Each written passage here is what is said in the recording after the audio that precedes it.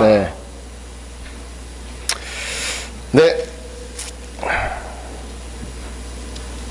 별로 긴장이 안 되는데 오늘 살짝 긴장이 되네요. 저는 올해로 예? 좀 올릴까요? 네. 목소리가 워낙에 설교를 하다 보면 점점 커질 거라서. 저는 올해로 15년째 수학을 가르치는 일을 해오고 있습니다. 왜 15년째냐면 20살 때부터 시작해서 군대 때도 빠지지 않고, 군대 갔더니 좀 어떻게 좀 이렇게 좀 일이 잘 안 풀린 건지 잘 풀린 건지 모르겠지만 최전방에 가게 됐습니다. 근데 최전방에 갔더니 다 학력이 다 다르더라고요. 그나마 좀 제가 가방끈이 긴 편이어가지고 애들이 다시 이제 수능 공부하겠다고 연등 신청하면 꼭 당직사관이 저한테 가가지고 수학 가르쳐 주라고 해가지고 군대 2년 동안도 열심히 수학을 가르치다가 전역을 했습니다. 그래서 올해까지 한번 세보니까 15년째더라고요. 네. 15년째 수학을 가르치고 있습니다. 수학을 가르치다 보면요, 여러 종류의 학생들을 만나게 되는데요. 특별히 안타까운 종류의 학생들이 있습니다. 어떤 학생들이냐면요, 유독 다른 과목이 아닌 수학만 어려워하고 힘들어하는 학생들입니다. 이 애들의 시험 성적을 보면요, 다른 과목 성적은 되게 잘 나와요. 그런데 이상하게 유독 수학만 그래요. 그렇다고 뭐 이 아이들이 평상시에 수학을 잘 못하느냐? 그런 것도 아니에요. 평상시에 수학을 정말 열심히 합니다. 수업 태도도 좋고요, 숙제도 정말 열심히 해와요. 남들보다 곱빼기로 문제를 더 풀어와요. 그런데 이상하게도 꼭 시험만 보면 수학만 성적이 안 나오더라는 거죠. 이런 애들이 특별히 안타까운 이유는요, 이렇게 자기가 평상시 잘했고 노력도 굉장히 많이 했는데 시험만 보면 기대 이하로 나오는 이런 경험이 반복되면 반복될수록 학습된 좌절감을 갖기 때문입니다. 난 어차피 또 망할 거야. 보나마나 또 망할 거야. 예. 이처럼 좌절감이 반복되어서 이것이 학습이 되면요, 어떻게 되는지 아세요? 결국에는 수학을 놔요. 수학을 포기하는 거죠. 요즘 애들 말로 수포자가 되는 겁니다. 수학 포기하는 사람, 수포자. 예. 학습된 좌절감이 무서운 이유가 바로 여기에 있는 겁니다. 학습된 좌절감은요, 사람으로 하여금 무기력함과 패배의식, 심한 경우에는 우울증에 빠지기까지 만듭니다. 계속해서 취업에 실패하는 청년들이 심한 경우 무기력증에 빠지는 이유가 뭡니까? 다 이 반복된 좌절감의 학습 때문입니다. 계속해서 가족 간 사이에서 갈등을 겪는 사람들이 심한 경우 우울함에 빠지는 이유가 뭡니까? 역시나 가정 안에서의 반복된 좌절감의 학습 때문인 거죠. 그런데 오늘 본문을 보시면요, 여러분, 수학을 포기하는 수포자들처럼 학습된 좌절감으로 인해 무기력함과 패배의식에 젖어 있는 사람이 한 명 등장합니다. 여러분 누구일까요? 다 아시겠죠? 그죠? 굳이 대답하지 않으셔도 바로 안진뱅이입니다. 우리 본문 1절과 2절을 한번 살펴보실까요, 여러분? 여러분 1절에서 말하는 9시, 제9시기도 시간이라고 나오는데, 이 본문에서 9시란 오늘날 시간으로 오후 3시를 말합니다. 신약 성경에 나오는 시간에는요, 더하기 6을 하시면 돼요. 더하기 6을 하시면 오늘날 시간이 됩니다. 오후 3시를 말합니다. 당시에 경건한 유대인들은요, 아침 9시, 그리고 정오 12시, 그리고 오후 3시, 이렇게 하루에 3번씩 성전을 찾아 기도했었거든요. 그래서 지금 이 베드로와 요한도요, 유대인의 마지막 기도 시간에 맞추어 성전을 찾았던 겁니다. 그들은 성전 미문을 통해 성전 안으로 들어가려 했습니다. 2절 마지막을 보시면요, 미문이라는 성전문이라는 표현 보이세요? 2절 마지막에 미문이라는 성전문에, 그죠? 네. 여러분, 이 미문은요, 한문으로 아름다울 미자를 써서 미문입니다. 예루살렘 성전 문들 중에서요, 니카르노 문, 정확히 지금 원어가 생각이 안 나요. 니카르노 문인가? 하여튼 그런 문이 있어요. 이게 특별히 아름다웠대요. 높이도 막 2m가 넘어가고요, 황동으로 이중겹으로 만들었고, 금과 은을 앞에다 다 이렇게 해가지고요, 특별히 아름다웠다고 합니다. 그래서 아름다울 미자를 붙여서 미문이라고 불렀던 거죠. 예. 그런데 지금 2절을 보니까 바로 그 아름다운 미문 앞에 태어날 때부터 안진뱅이였던 거지가 앉아 있는 거예요. 사도행전 4장 22절을 여러분 찾아보시면 아시겠지만요, 이 안진뱅이의 나이는 40여 살 정도 되었습니다. 40살 먹은 안진뱅이가 40살 먹은 안진뱅이가 미문 앞에 매일 나와 있을 수 있었던 것은 여러분 2절에서 나타나는 대로 2절에서 읽으신 대로 날이면 날마다 그를 메어다가 그곳에 두는 사람들이 있었기 때문이었습니다. 그들이 안진뱅이를 앵벌이의 도구로 삼았던 불량배들이었는지 아니면 안진뱅이의 가족이었는지는 알 길이 없습니다. 본문에 안 나와 있으니까요. 하지만 분명한 것은요, 그들은 이 안진뱅이를 성전 안으로 데리고 가서 하나님을 경배하게 하지는 않고 단지 미문 앞에 구걸하게만 했다라는 겁니다.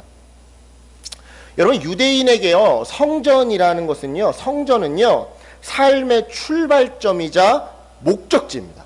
삶의 목적이에요. 따라서 유대인들에게 성전은요, 자신들에게 생명과도 같은 존재입니다. 그런 물건이에요. 하지만 이 안진뱅이는요, 생명과도 같은 성전 안으로 들어갈 수 없었습니다.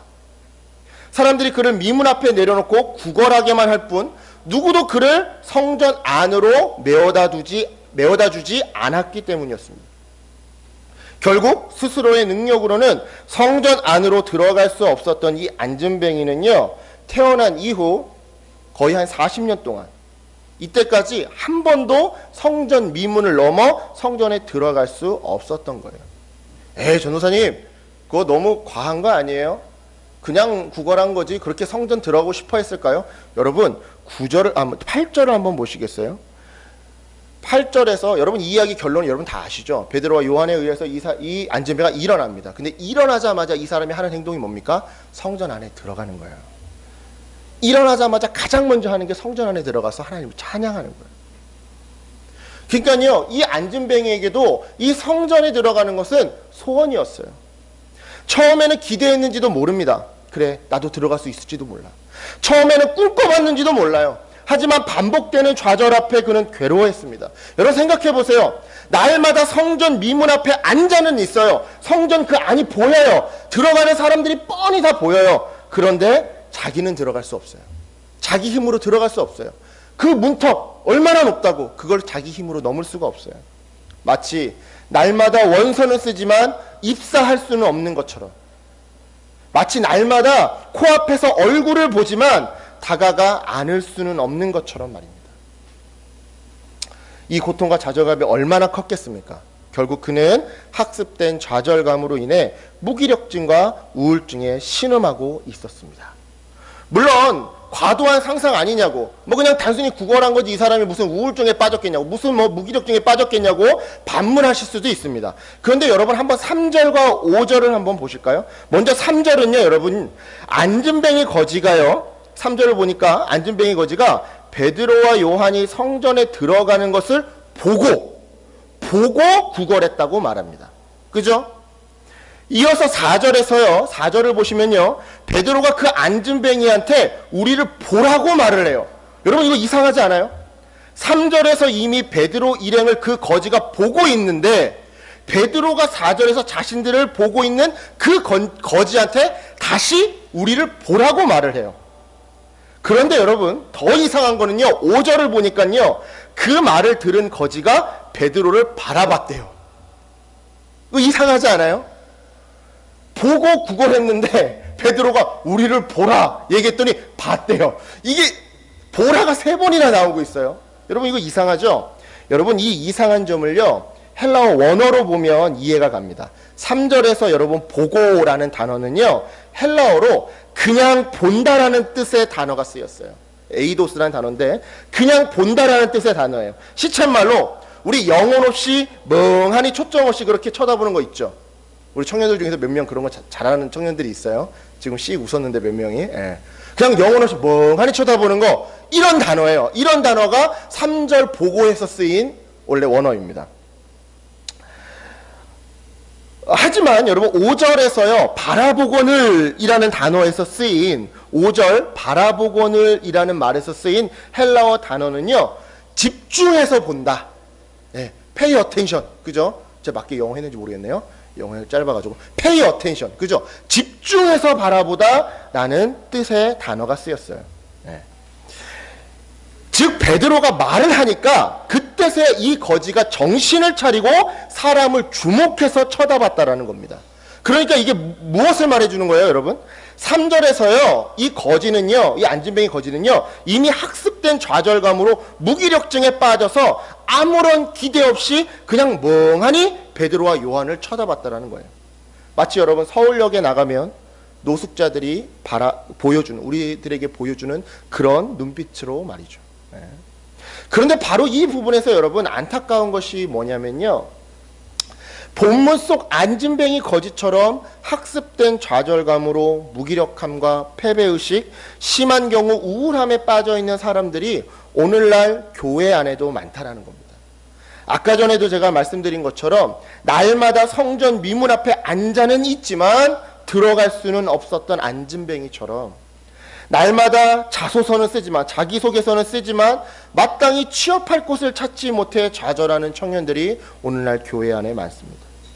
날마다 세상의 여러 직업들과 직장들을 보지만, 여러 사람들을 보지만 정작 자기가 하고 싶은 일을 찾지 못해서, 정작 자기의 꿈을 찾지 못해서 무기력함에 빠진 청년들이 오늘날 교회 안에 많습니다.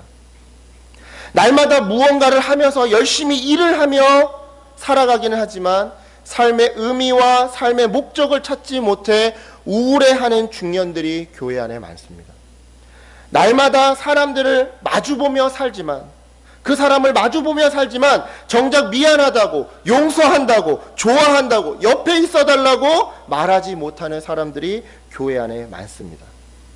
날마다 화목한 가정을 꿈꾸며 집에 들어가지만 결국 가족 어느 누구에도 안식하지 못하고 힘들어하는 사람들이 교회 안에 참 많습니다.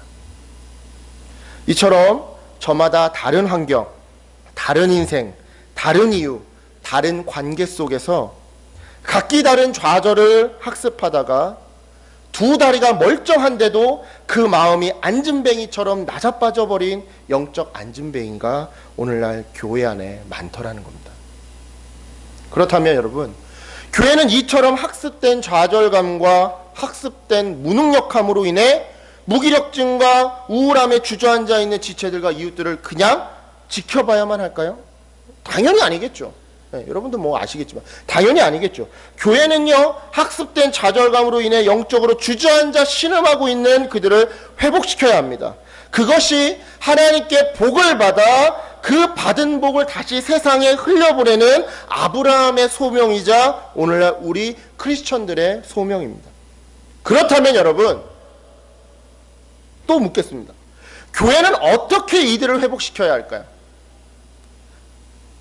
오늘날 안진뱅이와 같이 영적으로 주저앉아 있는 이 사람들을 교회는 어떻게 일으켜 세우고 회복시켜야 할까요?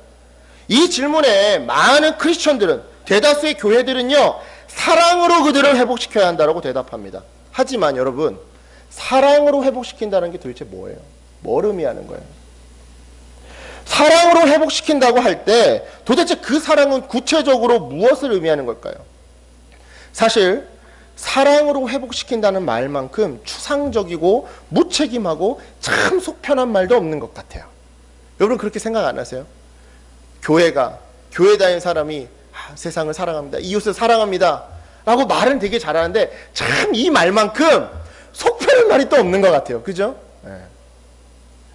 그런 의미에서 오늘 본문은요, 영적 안진뱅이들을 사랑으로 회복시킨다라는 것이 구체적으로 무엇을 의미하는지를 우리에게 말해줍니다. 간단히 말해서 본문에 직접적으로 사랑이란 단어는 등장하지 않지만 영혼을 살리고 사람을 일으켜 세우는 사랑이란 무엇인지 오늘 본문이 구체적으로 우리에게 가르쳐준다 이 말입니다. 자, 그렇다면 본문이 사랑을 어떻게 표현하는지 우리 좀 본문을 이제부터 좀 꼼꼼히 좀 보도록 하겠습니다. 먼저 첫 번째로 본문은요, 사랑을 멈춤으로 표현합니다. 즉 사랑은 멈춤이라는 겁니다. 사랑은 멈춤이다. 4절을 한번 보실까요, 여러분? 베드로와 요한은요, 안진뱅이 거지의 무의미한, 무기력한 그 습관적인 국어를요, 그냥 지나치지 않습니다. 4절에 직접적인 문자로 기록되어 있지 않지만요, 그들은 거지를 주목하고 말을 걸기 위해 가던 걸음을 멈춰서야만 했습니다. 그런데 여러분 생각해 보세요. 베드로와 요한이 가던 걸음을 멈추어 서지 않았다면 그 안진뱅이가 일어서는 기적이 일어났을까요? 당연히 아니었겠죠.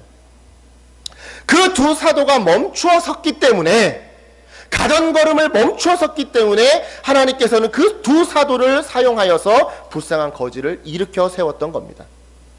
이처럼 여러분, 사랑은 멈춤입니다. 어린아이가 울 때, 여러분 어린아이가 울 때 엄마가 어떻게 합니까? 하던 일 멈추고 어린아이를 향해 달려가죠. 아이가 우는데 잠깐만 조금만 기다려, 계속 좀만 더 울고 있어봐, 잠깐만, 이러면서 계속 막 국 끓이고 빨리 하시고 이런 엄마 없습니다. 그죠? 네.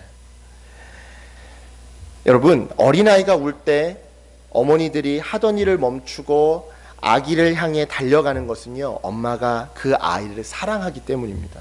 마찬가지입니다. 죄악의 고통에서 목자 없이 울고 있는 우리 인간을 위해 성자 하나님이 하늘의 하나님이시기를 멈추시고 이 땅의 인간이 되어주신 것은요, 우리 인간을 사랑하시기 때문이었습니다. 하나님의 자기 멈춤으로 인해 우리가 구원받았을 뿐 아니라 그림의 떡에 불과했던, 그래서 반복되는 실패를 맛볼 수밖에 없었던 그 하나님 나라에 들어갈 수 있었습니다. 사도들은 이 진리를 알았습니다. 그래서 반복되는 좌절감으로 주저앉아 있는 그 불쌍한 영혼을 일으켜 세우기 위해 유대인의 관습상 기도하러 가야만 하는 그 걸음걸이를 멈추어 섰던 것이었습니다. 우리였다면 어땠을까요? 바쁜 일 있다고, 정말 중요한 공부 있다고, 정말 중요한 시험 있다고, 중요한 일 있다고 그냥 지나쳤겠죠. 다음 두 번째로 본문은요, 사랑을 주목해서 바라보는 것으로 표현합니다. 즉 사랑은 시선이다 라는 거예요. 사랑은 주목, 시선이다. 여러분 3절을 보시면요, 아까 전에 말씀드린 것처럼 안진뱅이 거지는요, 베드로와 요한을 무의미하고 무기력한 맹한 눈으로 대충 봤습니다. 생각해 보세요. 안진뱅이 거지는요, 평생 그 자리에서 구걸하던 사람이었습니다. 따라서 자기 앞을 지나가는 사람이 누구인지는 전혀 중요하지 않아요. 그 거지한테. 그저 눈앞에 사람의 모습이 아른아른거리면 그냥 기계적으로 올려다보면서 구걸할 뿐이었죠. 그러니 거지는요, 평소처럼 베드로와 요한을 바라봤던 겁니다. 그냥 무기력하게, 무의미하게, 아무 의미도 없는 멍한 눈으로 말이죠. 하지만 4절을 보면요, 베드로는요, 아무 의미 없이 건성으로 자신을 쳐다보는 그 안진뱅이를 주목합니다. 4절에 뭐라고 나왔어요? 베드로와 요한과 더불어 주목하여. 네. 그리고는 그 거지에게 우리를 보라고 말하였습니다. 그런데 여러분 생각해 보세요. 베드로와 요한이 가던 걸음을 멈추어 서서 그 안진뱅이를 주목하지 않았다면 여러분 다 아시겠지만 오늘 이 기적은 일어나지 않았을 겁니다. 여러분, 그 두 사도가 안진뱅이를 주목하여 바라봤기에, 잘 들으세요, 하나님 역시 그 두 사도를 통해 그 거지를 주목해 주셨던 겁니다. 이처럼 여러분, 사랑은 시선입니다. 누구든지 사랑에 빠지면요, 자신이 사랑하는 대상에게만 시선이 고정되기 마련입니다. 그래서 그 사랑하는 대상 이외에는요, 잘 보이지 않게 되죠. 다른 사람이 보이지 않아요. 예. 따라서 여러분, 이제 막 아이를 출산한 엄마 아빠 눈에는요, 오직 갓난아기만 보이는 것은요, 그 부모가 그 아이를 사랑하기 때문입니다. 뜨겁게 사랑하는 연인들의 눈에 오직 애인만 보이는 것은요, 그 두 사람이 그만큼 서로를 사랑하기 때문입니다. 그래서 막 연애할 때 아무리 좋은 곳 가봤자 경치는 눈에 안 들어와요. 왜 내 앞에 더 좋은 경치 이 사람이 있잖아요. 그죠? 그러니까요, 경치가 이쁜지는 잘 못 봐요. 네. 공감 못 하시는 분들이 있는데 빠른 시일 안에 생기길 바랍니다. 네. 여러분, 두 사람이 그만큼 서로를 사랑하기 때문에 그 사람 외에는 다른 것들이 보이지 않는 거예요. 마찬가지입니다, 여러분. 여러분, 제 말이 헷갈릴 수 있으니까 잘 들어보세요. 하나님께서 나를 바라보실 때 많은 사람들 중에 한 사람으로 바라보시는 것이 아니라 마치 무인도에 있는 유일한 한 사람처럼 나를 바라보십니다. 왜요? 나를 사랑하시기 때문에. 다시 한번, 하나님은 여러분을 바라보실 때 어떻게 바라보신다고요? 많은 사람들 중에 한 사람으로 여러분을 바라보시는 게 아니라 마치 무인도에 여러분 혼자 있는 사람처럼 여러분을 바라보신다 이 말이에요. 하나님께서 그렇게 나를 주목하시고 살펴주시기 때문에 우리가 사망의 음침한 골짜기를 지날지라도 담대히 수고로운 인생길을 통과할 수 있는 겁니다. 사도들은 이 진리를 알았습니다. 그래서 그들은요, 아무도 주목하지 않는 그 안진뱅이에게 주목하였던 겁니다. 세 번째로 본문은요, 사랑을요, 예수님 안에서 진정한 필요를 채워주는 것으로 표현합니다. 예수님 안에서 진정한 필요를 채우는 것, 그것이 사랑이라는 거죠. 우리 5절을 보실까요, 여러분? 앞선 4절에서 베드로가 거지에게 우리를 보라고 말을 하니까 5절에서 거지는요, 베드로와 요한에게 무엇을 얻을까 하여 그들을 바라봅니다. 하지만 6절에서 베드로는요, 거지에게 너에게 줄 은과 금이 없다라고 말합니다. 즉, 이 말은요, 이런 거예요. 야, 네가 지금 나를 왜 쳐다보는지 나도 알아. 지금 베드로가 거지한테 얘기하는 거예요. 한마디로, 야, 지금 네가 나 왜 쳐다보는지 나도 알아. 돈 바라고 나 쳐다보는 거잖아. 그런데 미안해. 난 지금 너에게 줄 돈이 없어. 라고 말한 거예요. 그런데 여러분, 만약 베드로와 요한이요, 자, 한번 생각해 보세요. 안진뱅이 거지에게 그가 요구한 돈 몇 푼 주고 말았다면 여러분 어떻게 되었을까요? 그 거지는요, 그 자리에서 그냥 계속 구걸하면서 여전히 무기력함과 패배의식 속에 주저앉아 있었을 겁니다. 또한 만약에 베드로와 요한이 안진뱅이 거지에게 은과 금을 주었다면 어떻게 되었을까요? 그는 뜻밖의 횡재한 그 금화로 오랜만에 막 비싼 음식들을 사 먹었을 겁니다. 그리고 그 남은 돈을 다 쓴 다음에는 다시 미문 앞으로 돌아와 다시 구걸을 했을 겁니다. 따라서 우리는요, 그 주저앉아 있는 사람이 느끼는 필요와 진짜 필요를 구분할 줄 알아야 됩니다. 영어로, 제가 만든 영어가 아니에요. 윤경 목사님께서 예전에 만들어주신 영어인데요. felt need와, F 발음 잘하죠? felt need와 real need를 구분해야 한다 이 말이에요. 내가 느끼는 필요와 내가 진정 내 안에서 필요한 이 필요를 구분할 줄 알아야 된다 이 말입니다. 다행히도 베드로는요, 그것을 구분할 줄 알았어요. 그래서 안진뱅이가 당장에 자기가 느끼는 필요대로, 본인이 느끼는 필요대로 돈을 구걸할 때 베드로는 네가 필요하다고 느끼는 그것은 나에게 없어 라고 말한 겁니다. 하지만 그 대신에 베드로는 그 안진뱅이에게 진정으로 필요한 것을 가지고 있었습니다. 그것이 뭐였어요? 네, 바로 예수 그리스도의 복음이었습니다. 그래서 베드로는요, 예수 그리스도의 이름으로 일어나 걸으라고 말한 겁니다. 그런데 여러분, 6절에서 베드로가 말한 예수 그리스도의 이름으로 일어나 걸으라 라는 말은요, 정확한 번역은 아닙니다. 원문을 정확히 번역하면요, 예수 그리스도의 이름 안에서 일어나 걸으라가 맞습니다. 이름 안에서 일어나 걸으라.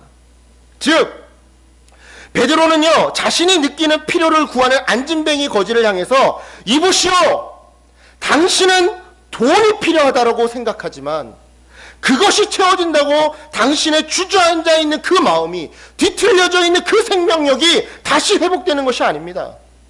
당신이 요구하는 그것은요, 잠깐 당신이 회복되었다고 느끼게 해줄 뿐, 또다시 인생의 어려움이 찾아오면 당신은 다시 주저앉아 구걸할 겁니다.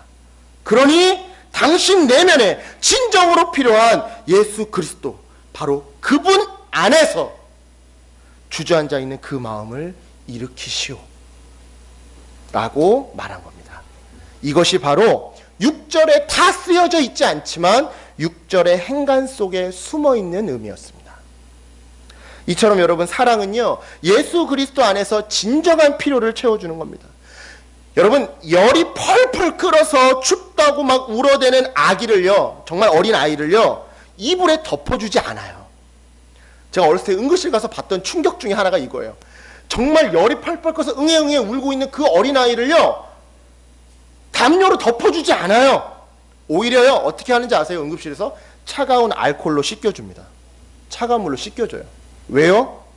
아기가 느끼는 필요는요, 따뜻한 이불 내지는 엄마 품이지만요, 그것으로 그 아이의 열병이 해결되지 않기 때문입니다.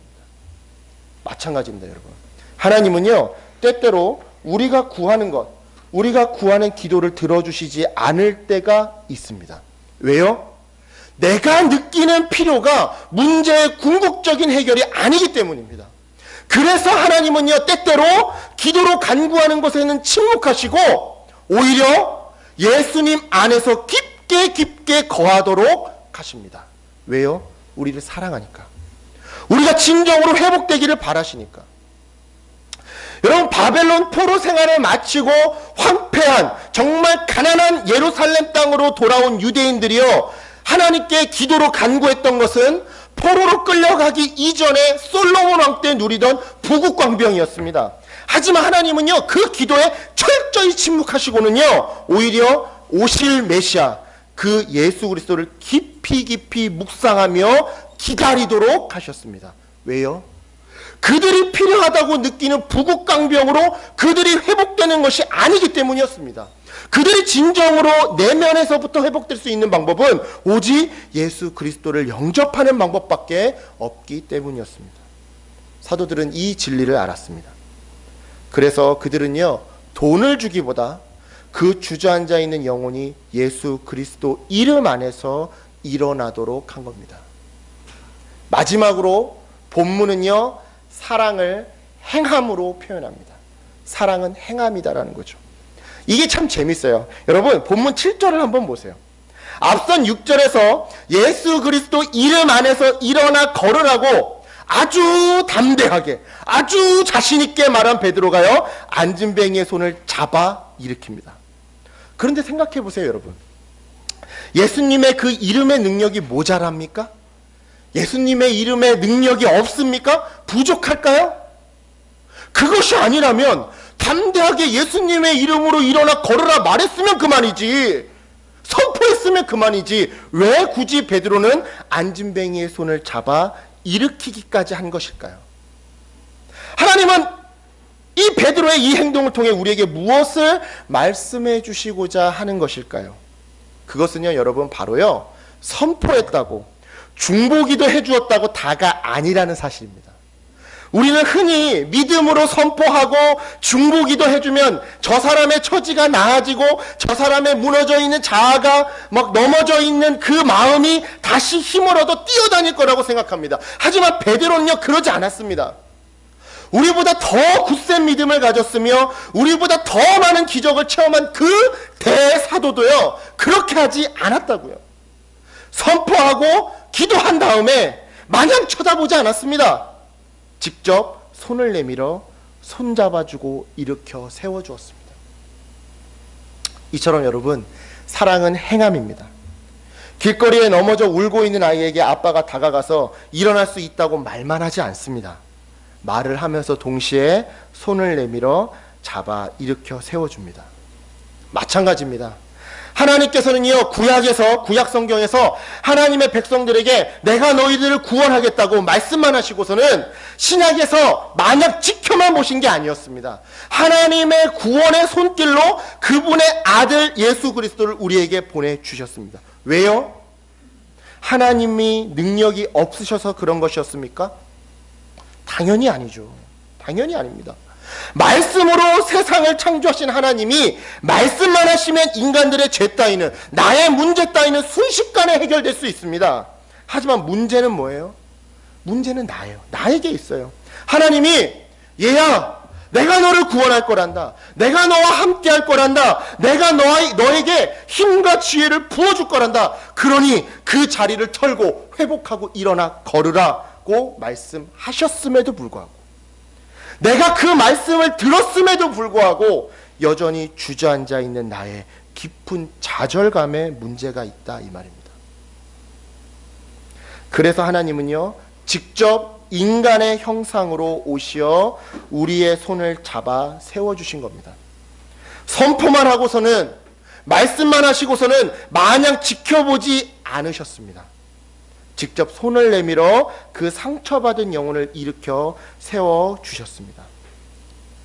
여러분, 이처럼요, 멈춤의 사랑, 주목의 사랑, 진짜 필요를 채워주는 사랑, 행함의 사랑으로 베드로가 안진뱅이 거지를 도울 때요, 그 안진뱅이는 자신의 두 다리로 땅을 딛고 일어서서 성전으로 뛰어 들어갔습니다. 우리 8절, 지금 이제 조금 조시는 분들도 있으니까 우리 8절 한번 소리내서 함께 읽어볼까요? 8절 함께 읽겠습니다. 시작!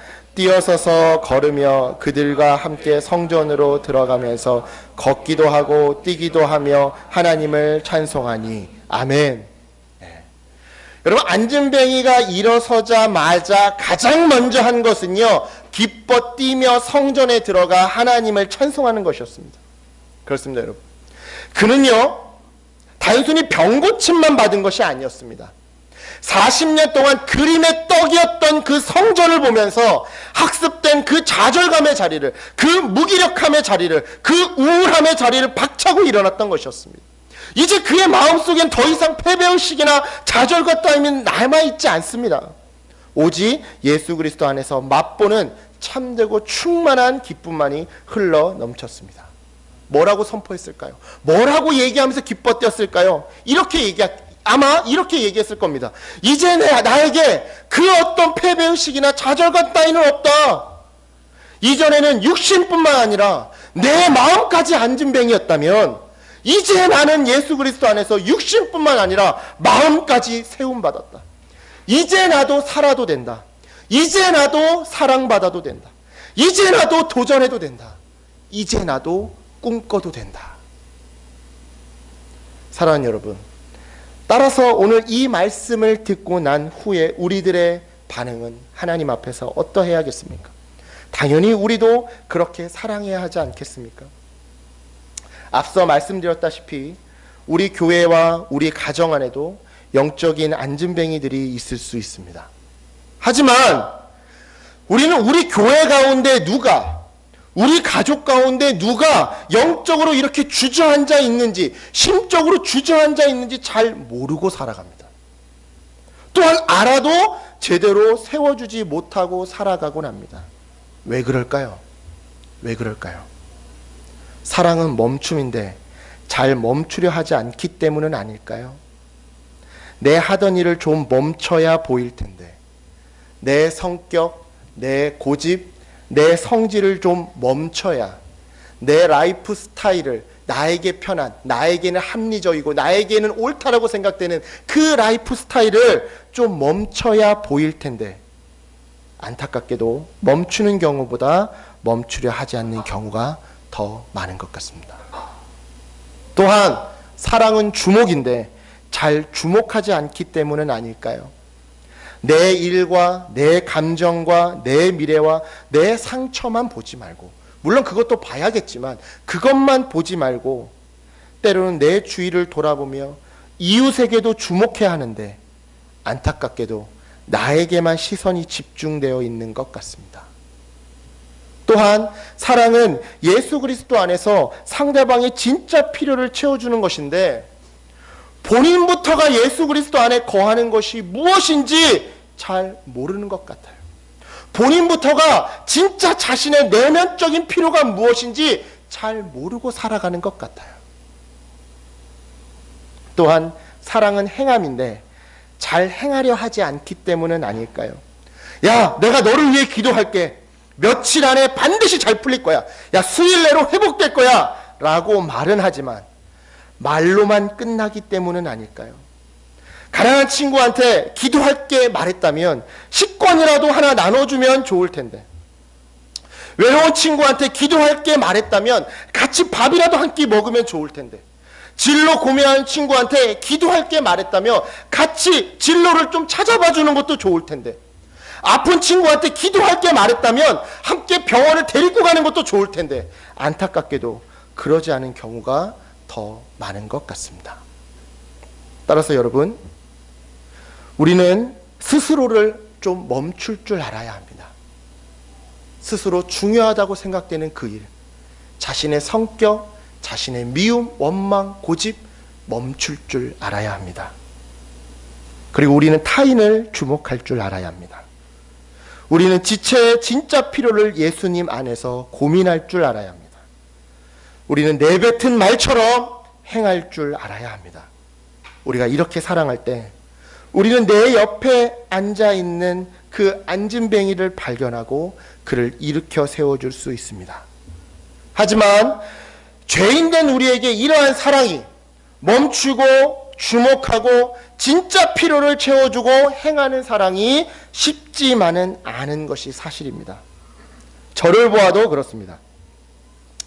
저의 지난 5년간의 전도사 생활을 보면요, 멈춤과 주목함과 행함이 턱없이 부족했던 것 같습니다.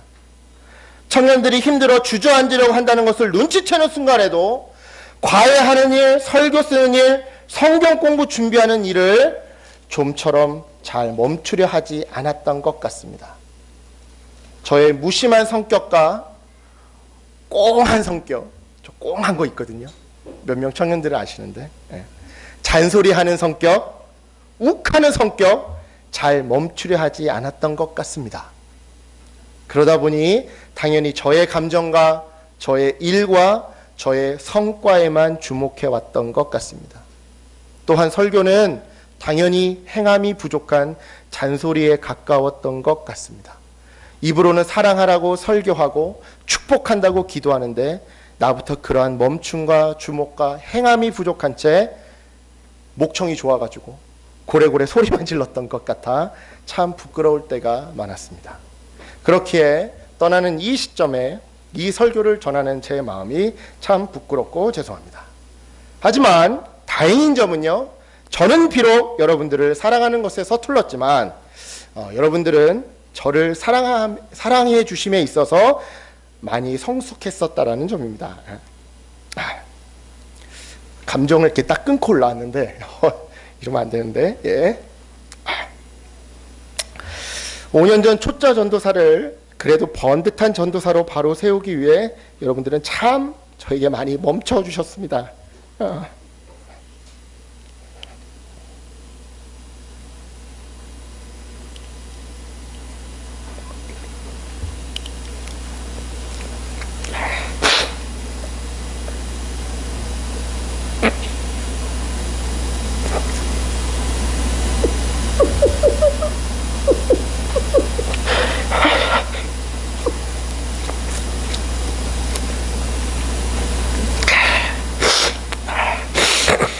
저로 인해 때로는 화가 나고